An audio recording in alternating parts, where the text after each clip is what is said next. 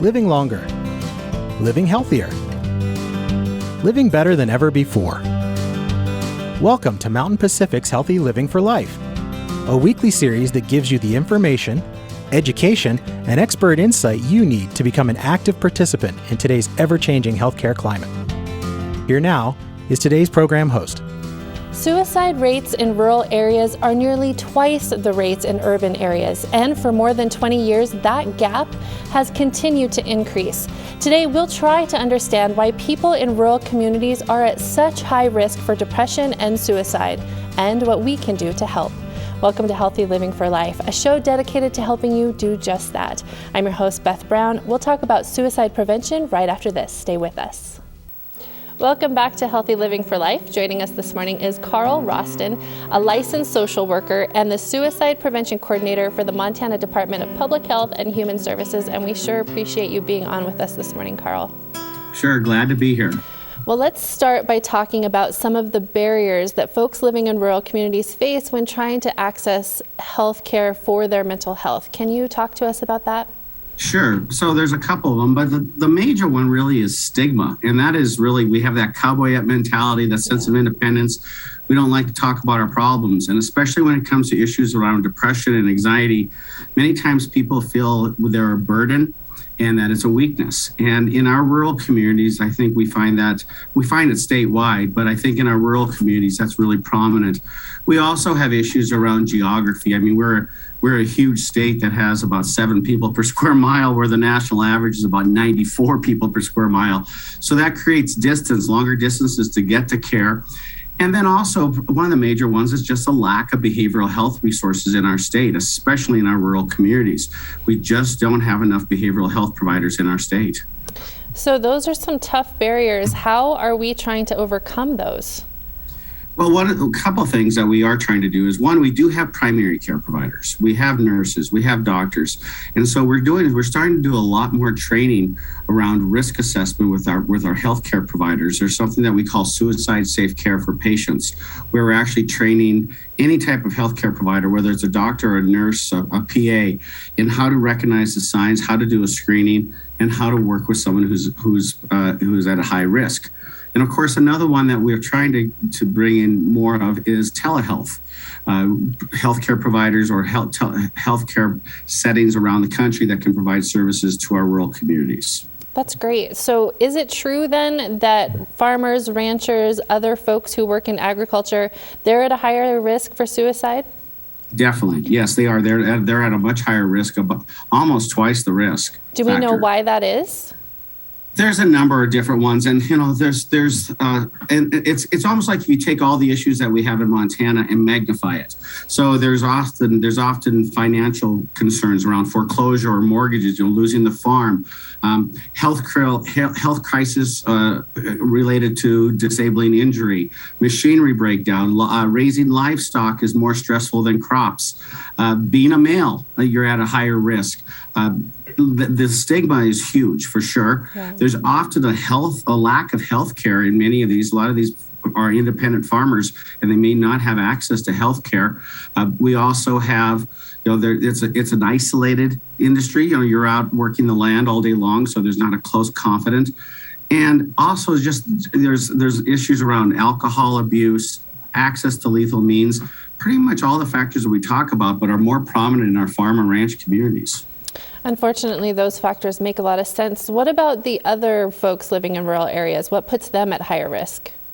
Well, I'll go back to the stigma piece. If I find that stigma is probably one of our biggest issues that we have, because that really stops people from asking for help. But access to lethal means is a huge one, especially in Montana. Around access to firearms is a huge issue. Lack of health insurance, lack of providers. All the issues that we've kind of hit on are all issues that are major factors in our rural communities. So how high is the risk or the link between depression and suicide? If you're depressed, you're at risk for suicide? Is that how that works? Absolutely. Okay. And this is an issue that's getting worse. I mean, according to the World Health Organization, by 2030, depression is going to be the number one health issue in the world. And what's important to understand, and that when I train providers, if somebody has undiagnosed or untreated depression, they are 25 times the risk of suicide. Wow. That is a major factor. And when we take a look at our numbers, more than 80% of the people that died by suicide in Montana had a diagnosable mental health issue, and nearly 70% of those, it was depression, was at least one of the diagnoses. Why does living at higher elevations increase a person's risk for depression?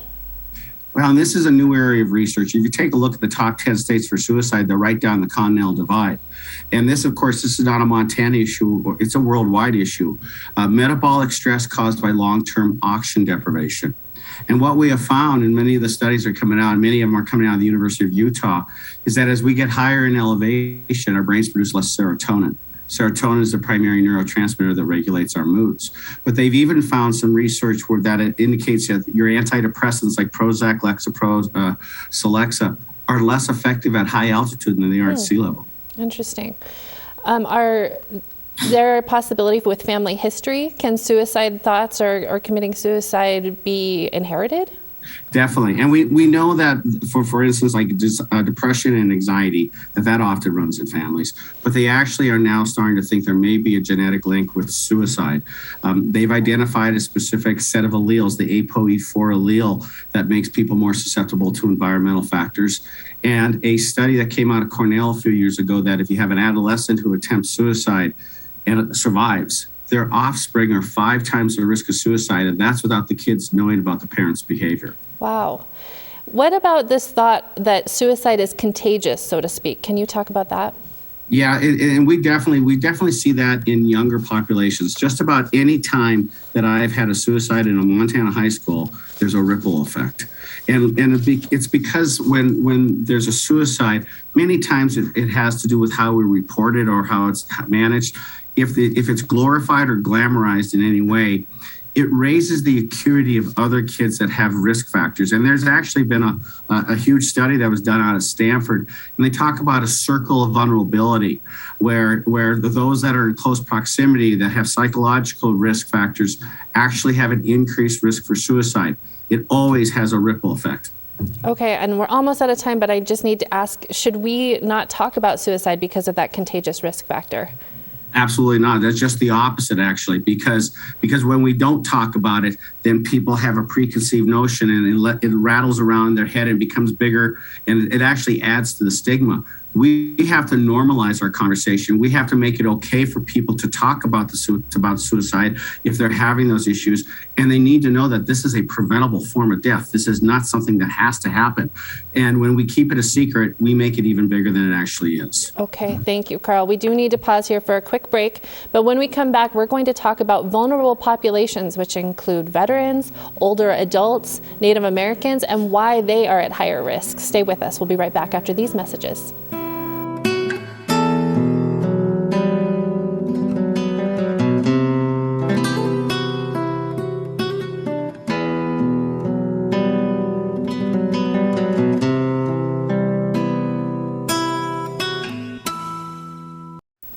Welcome back. We're still talking with Carl Rosten from the Montana Department of Public Health and Human Services, and we appreciate you sticking around with us, Carl.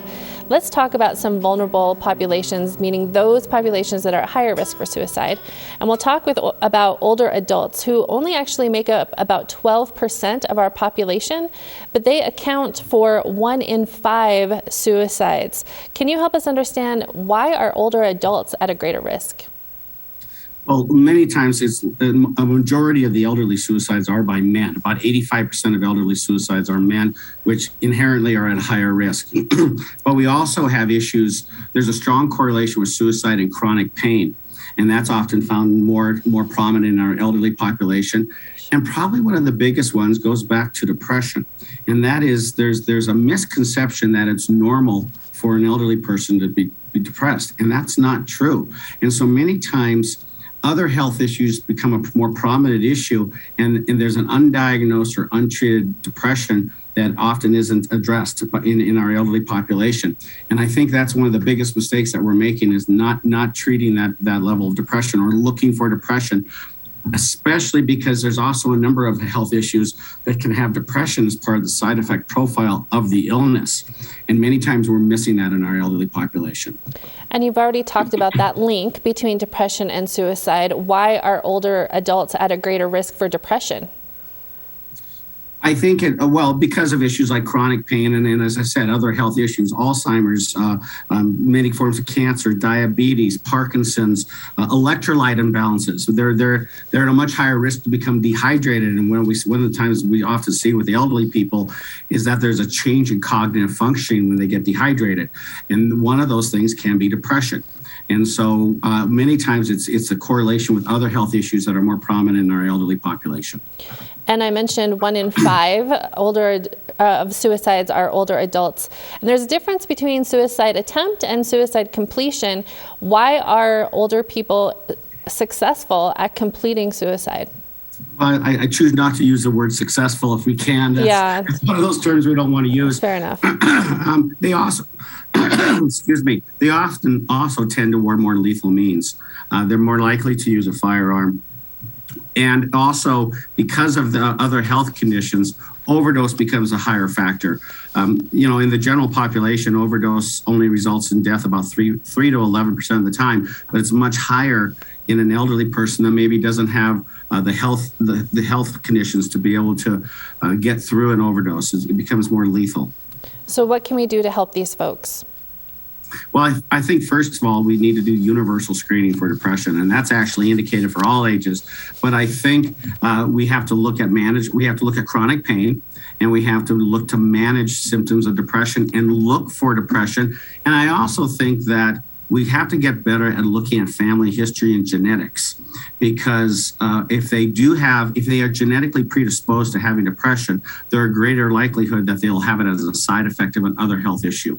And so I think we have to have greater awareness around underlying depression and chronic pain in our elderly. Okay, let's switch gears and talk about veterans. They make up 1 out of every 10 suicides in the U.S. So what are the risk factors there? Why are they at increased risk? Well, once again, I hate to go back to the stigma piece, but it's really prominent. You have stigma that's in Montana. You have stigma that are in veterans, and you definitely have stigma when it comes to a Montana veteran. Their rate of suicide, the national rate of suicide for a veteran is about 39 per 100,000. In Montana, it's about 69 per 100,000. You have the stigma definitely of not wanting to ask for help. There is definitely a sense that you're not fit to be a soldier if you have depression or anxiety. They definitely have the access to lethal means is a huge factor. In Montana, about 77% of our veteran suicides are by firearm. And there's one of the protective factors that we have in general for suicide is fight or flight, is that it goes against our nature to destroy ourselves. Well, the very nature of being a soldier, you get past fight or flight. You know that you are going into an area, you're going into, when you get deployed, there is a risk of dying, and there's a part of you that has to be acceptable, that's an acceptable possible outcome. That makes them more vulnerable to issues around depression, anxiety, and suicide. Can you speak to some of the resources that are specifically available for veterans who might be depressed or thinking about suicide?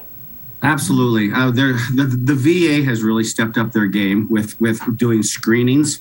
So the depression, anxiety, suicide screenings are becoming a part of every health visit. But to encourage people to use their VA services, they have a wonderful services, newer services for PTSD and other forms of mental health issues that may be associated with deployment or military action. We also have the VA there's a crisis line that's tied into our 988 system, which I know we'll talk about later, but there is a vet option when someone calls 988.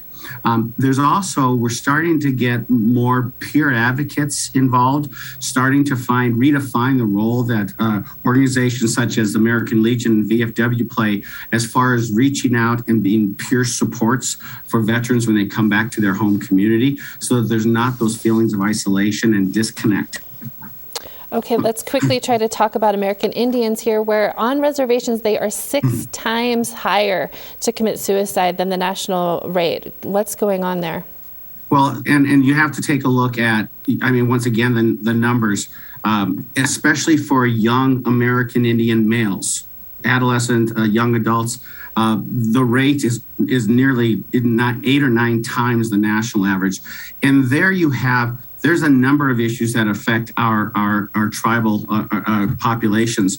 You have historical trauma, which goes back 100, 150 years, where they're disconnected from their culture. They're not allowed to practice their religion, their language, their ceremonies. And so you have, especially among young American Indians, what we see is that there's a disconnect between the young culture and the elder population. The elder population has a responsibility within their culture to pass down the traditions of the tribe. And there's a disconnect with these young people. And so then you have factors such as crime and violence and substance abuse and isolation, which they're disconnected, and there's a sense of loss where they don't really feel like they belong anywhere, in any setting, which puts them at significant increased risk for suicide and depression. Okay, Carl, we are up against another break, so we need to pause, but I want to talk more about this when we come back, and we'll talk about another vulnerable population, teenagers. Stay with us. We'll be right back after these messages.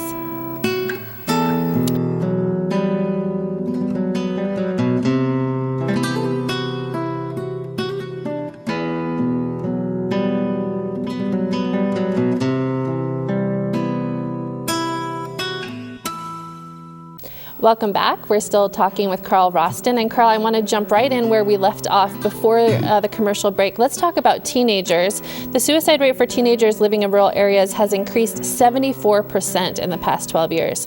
Can you speak to that? What's happening with our young people? Sure. We're seeing a generation of kids coming up that really have a lack of ability to cope and manage adversity. And we know, one of the things we say about depression about suicide is suicide occurs when the pain exceeds the ability to cope. And what we're seeing is a younger generation of depression and anxiety. There's more social pressure on our youth. There's access to lethal means. Social media doesn't help because it often, they gain their identity by how many likes they get for a post on Facebook. And that all adds to it. But bottom line, I really see younger and younger kids that just don't have any ability to manage the stressors of life, and life's not getting any easier. And so really helping those kids manage that or increase their skill set is critical. Okay, so we talked about Native Americans before the break, and now we've talked about teenagers. What are we doing to help these populations? So one goes back to our suicide safe care. So we really started to incorporate in our tribal health centers what's called zero suicide. And it is a way of doing risk assessments, but there has to be built in a cultural piece to this. And it can't be a cookie cutter approach. It really has to be specified to each individual's tribe as far as their beliefs around healing and traditional health or health care. With our kids, and this also applies to our tribal, is that we really have to start to implement programs that start to develop coping skills and resiliency skills. We have a program called the PAX Good Behavior Game that is a very successful program that we actually use with elementary age kids that have been found to be effective 30 years later around not only suicide, but mental health, substance abuse, criminal behavior. And this is a program that could also be implemented in our reservations, but there's actually an indigenous version of it for our tribal kids. The other big piece, screening in schools. We know that what the national recommendations are calling for universal screening for depression and anxiety starting at age 12. Early identification has the best prognosis. And if we start to identify these kids in our tribal schools and our regular schools at an early age, we greatly reduce the risk of suicide and complicated issues around depression and anxiety. Is there anything we can do just as an average citizen to help those people we love, either with depression or suicide or both? Absolutely. Learn the signs, learn the warning signs. 74% of the people who die by suicide in Montana gave warning signs, and we're missing them. And so getting to learning the signs, knowing how to talk to somebody or what to ask, asking the person directly. People are often afraid of bringing up the word suicide. It's the biggest mistake we make. You have to be able to ask a person, are you suicidal? You can't do any harm by doing that. And no crisis resources, especially the 988 number. Okay, and we're going to talk about that more, but really quick, I want to ask you about a term, protective factors. What does that mean? Protective factors is many times people that are suicidal, there's a sense of hopelessness with them, that they think nothing's out there, no one's there for them. And so protective factors are helping a person identify the things that they have in their life, either internally or externally, that could be a protective factor. The responsibility for a child, investment in a job or a school, religion can be a protective factor. Pets are a huge factor as far as just knowing that there's something there, that somebody else that needs you, there's people that care. But helping people identify protective factors often will stop them from making an attempt. And you've talked about people being there. Can you talk a little bit about how just being social is such a big factor when it comes to preventing suicide? Sure, because one of the things that happens is people often disengage when they're dealing with depression. They isolate and they pull away, and that's the worst thing that people can do. Staying connected with people not only reduces that isolation, but often we get caught up in our own negative thoughts. And as long as they stay in our head, they become our reality. But the minute we connect with people and talk to people about these thoughts, it kind of it gives us an opportunity to do a reality check. And many times we can get more of a realistic idea of whether it's actually true or not, what the thoughts are going on in our head. And we only do that by being connected with others. And you've talked about screening and how we need to be screening for this. What does that look like? And can you talk about all the different places where screening should be happening? You've touched on it, but let's hit them all together. Well, it should definitely start. We can start in our schools, and we're starting to push toward that, where middle school and high school kids are screened for depression, anxiety, substance abuse, and suicide if needed. But primary care is the big one. Pediatricians, our primary care folks.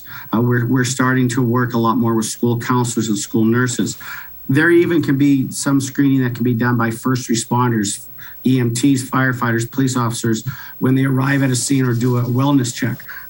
So all those places provide opportunity to do screening to identify those people that are at risk. All right, and you mentioned that 988 number. Let's talk about that. Where can people turn if they need help? The biggest one that has really come out the last 2 months is the use of 988. It's the national crisis line number. And but you live in Montana, that call either goes to Voices of Hope in Great Falls, the Help Center in Bozeman, or Western Montana Mental Health in Missoula. And 99% of the calls stay in state. The response time is about 13 seconds as of August.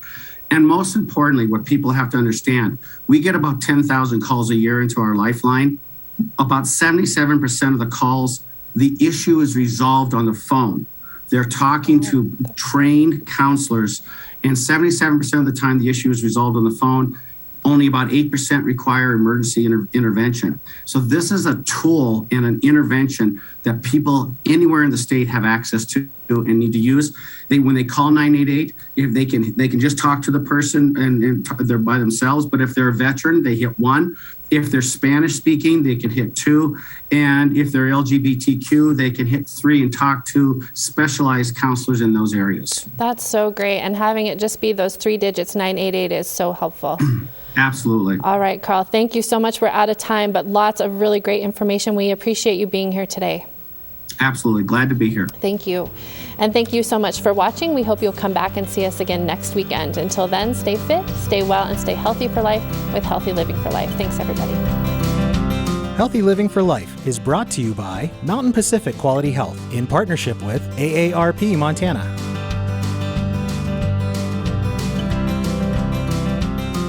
We'd love to hear from you. If you have suggestions for future programs, visit our website at mpqhf.org or call us at 406-443-4020. You can also catch us on YouTube by visiting our website and clicking on the Healthy Living for Life logo.